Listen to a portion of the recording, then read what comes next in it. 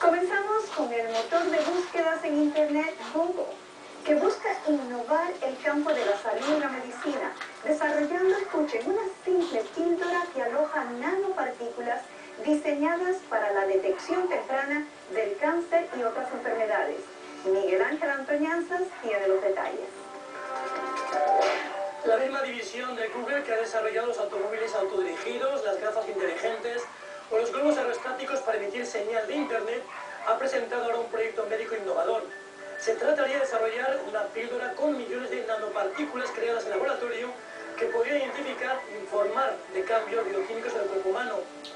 Cambios que revelarían estadios iniciales de enfermedades graves. El uso de nanopartículas en la lucha contra el cáncer no es nuevo. En este laboratorio de París están estudiando la manera de administrar medicamentos tóxicos con menores contraindicaciones. Usando nanotecnologías puedes lograr de una manera muy concreta que los medicamentos afecten solo al tumor. En este caso, las nanopartículas son los vehículos de esa droga anticáncer que les ha sido inyectada y que viajan por el flujo sanguíneo.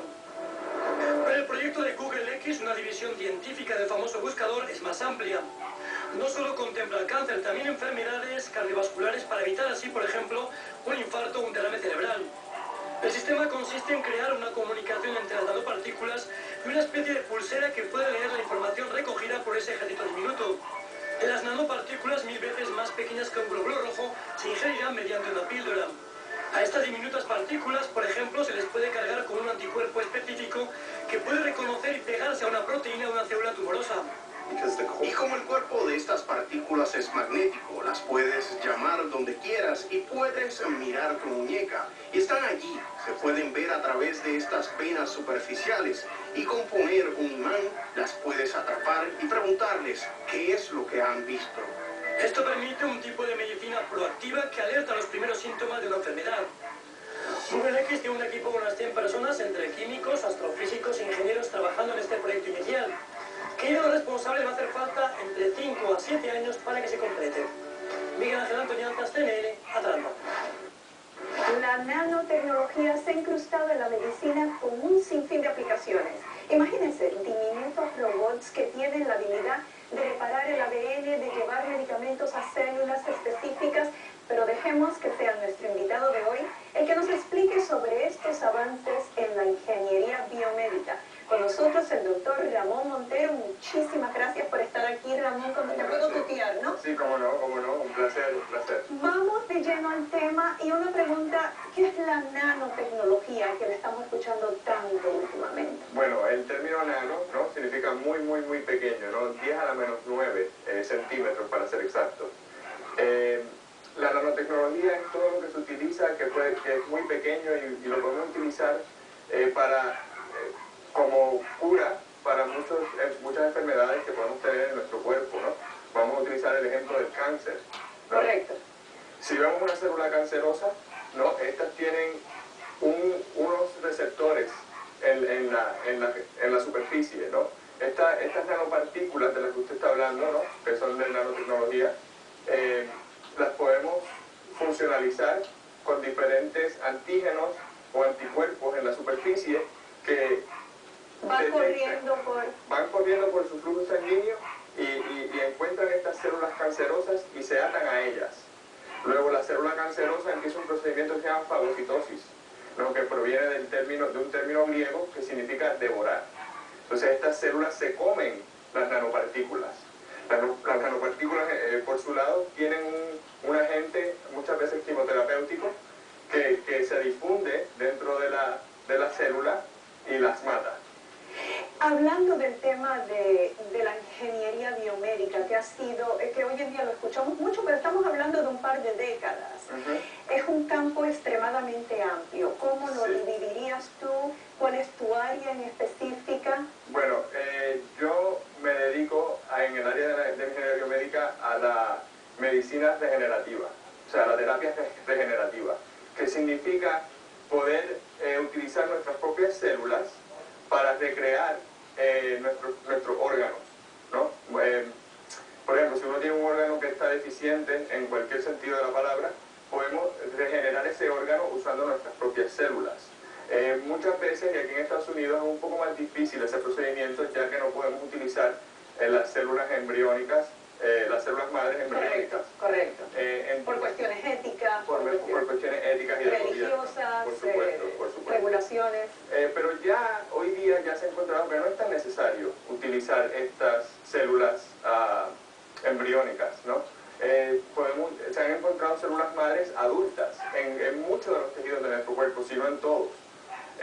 Entonces utilizamos estas células madres adultas y las podemos diferenciar a diferentes lineajes, o sea, diferentes tipos de células. Le voy a dar un ejemplo.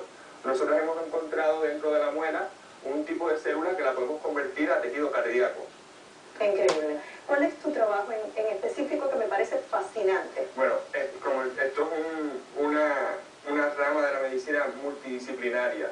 No necesitamos ingenieros mecánicos, ingenieros eléctricos, ingenieros biomédicos que pues también tienen todas esas ramas de la ingeniería. Mi trabajo en específico es la generación de andamios para las células. Explícame eso de andamios para las células. Bueno, pues igualito que uno ve a lo mejor un andamio en la fachada de un edificio, ¿no? Que se utiliza pues para que los trabajadores puedan subir de un piso a otro y modificar la fachada del edificio y construirlo. Bueno, pues igual, esos andamios, las células se agregan a esos andamios. Y dependiendo de la estructura del andamio como tal, podemos diferenciar las células o navegar esas células a un destino. A una célula o una parte de una célula específica que quieren ustedes. En este caso, dame el ejemplo en la mácula degenerativa, que es lo que ustedes quisieran, porque hay tantas personas que nos están viendo que tristemente tienen ese problema. Bueno, nosotros hemos tenido hemos dado un gran paso hacia adelante, ¿no? en lo que es la regeneración de la retina. El problema aquí es, nosotros utilizamos células ganglionales de la retina, que básicamente son neuronas, por dejarlo en términos sencillos. El problema aquí es que las podemos crecer, pero no podemos... Se deterioran. Se deterioran y no podemos dictar su morfología. Correcto. O sea que por ahora quedan unos años para llegar a ese punto donde de veras van a poder ayudar a todos estos enfermos. Bueno, hemos podido, con los andamios que yo diseño, que son nanofibras, o sea, vamos de nanopartículas, ahora podemos ir a nanofibras, ¿no? Que son una milésima del grosor de un pelo, de un cabello, y estas las alineamos de tal manera que recrean muy parecidamente a lo que es la estructura de la retina como tal. Brevemente dime 5 años en estos equipos, porque son equipos de profesionales, ¿qué es lo que vamos a ver? Bueno, yo espero en los próximos 5 o 10 años ya tener muchos de nuestros órganos que podamos regenerarlos en un laboratorio. Wow, vamos a apostar, ¿cuál es el primero? Yo digo que el páncreas va a ser uno de los primeros, pero ya han tenido mucho éxito regenerando una vejiga completa. Te deseo, hablando de éxito, te deseo todo el éxito del mundo y te tendremos aquí nuevamente. Es un campo extremadamente interesante. Muchísimas gracias por estar con nosotros. Y hablando de tecnología, la pregunta de la semana es si seguimos, como estábamos hablando, por este camino, en un futuro no muy lejano, podremos reparar nuestro ADN, reemplazar lo que no funciona en nuestro cuerpo, ¿se imaginan? Y la pregunta es, ¿se cuidaría menos si sabe que todo se puede curar, que todo tendría solución? Dígamelo a mi Twitter, @DrAzaretCNN, o a mi Facebook, DrAzaretCNN. Gracias por seguir acompañándonos. La obesidad infantil es uno de los mayores retos de nuestro siglo, y así lo asegura la Organización Mundial de la Salud.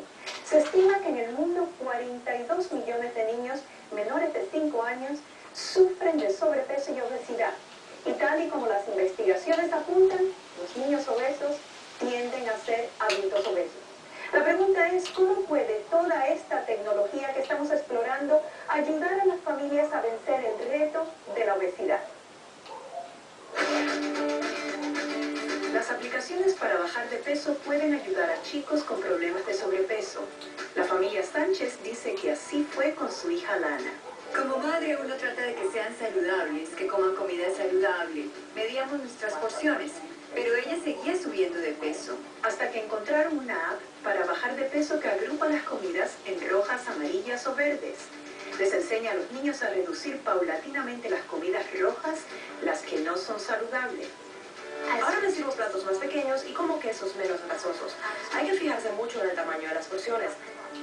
Las apps para bajar de peso son como un diario moderno de lo que uno come, que uno puede llevar consigo a cualquier lugar. Son muy convenientes. Investigaciones han demostrado que registrar lo que uno come o bebe te hace más consciente de ello y por eso uno puede bajar de peso. Si un chico o una familia necesita más ayuda, algunas apps ofrecen instrucción, generalmente por una tarifa. Alana ha progresado mucho. Ahora estoy mucho más consciente de lo que voy a comer. Ya no me tengo que pelear con ella por las comidas. Lo único que tengo que hacer es guiarla y recordarla.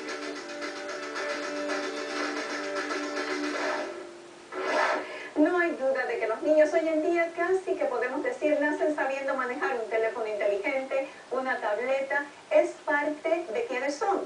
Y es lo que ha llevado a los investigadores a utilizar ese tipo de herramienta para combatir la obesidad infantil. Con nosotros, el doctor José Rosa Olivares, del Miami Children's Hospital, director de la clínica y compañero de trabajo. Así que, José, gracias por estar aquí con nosotros. La primera pregunta, que yo creo que es esencial para todos los padres. ¿A qué llamamos obesidad en los niños y cómo la medimos? Porque es muy diferente a la obesidad en los adultos. Sí, como tú dices, Marisa, es correcto. La obesidad en los niños se mide utilizando parámetros como la estatura, el peso, la cantidad de grasa que los niños tienen en el cuerpo, y esos elementos se utilizan para calcular por cientos que te pueden decir no solamente si el niño está de sobrepeso o es obeso, sino también el riesgo que tiene ese niño de tener complicaciones por la obesidad cuando crecen. Para mí es difícil pensar que un niño se va a beneficiar tanto de un Wii en la casa dando salto, obviamente, más vale eso que nada, a salir a la calle a darle a una pelota de fútbol, a jugar, a sudar con los amiguitos. ¿Qué es lo que has encontrado tú? Sí. ¿Qué es lo que está pasando? Fíjate, todos los expertos están de acuerdo en que no hay ejercicio mejor que el que uno hace cuando sale afuera de la casa al parque a jugar. Pero estamos buscando alternativas y actividades que puedan complementar a ese niño o a ese joven que está de sobrepeso en la casa. Entonces, cuando utilizamos estas tecnologías de juegos interactivos y deportes interactivos, no solamente estamos buscando pues tratar de aumentar el uso de energía y de calorías en la casa, pero también estimular a ese niño y a ese joven a levantarse del sofá y a lo mejor interesarse en una actividad física al que él nunca ha sido introducido. Esparciendo por todo el territorio. Ideal, dicen los usuarios que tienen niños y temen exponerlos a enfermedades. La ciudad de Nashville ha ido más allá, complementando la aplicación con un sitio web donde uno puede localizar cuál es el centro de vacunación más cercano y cuánto costaría.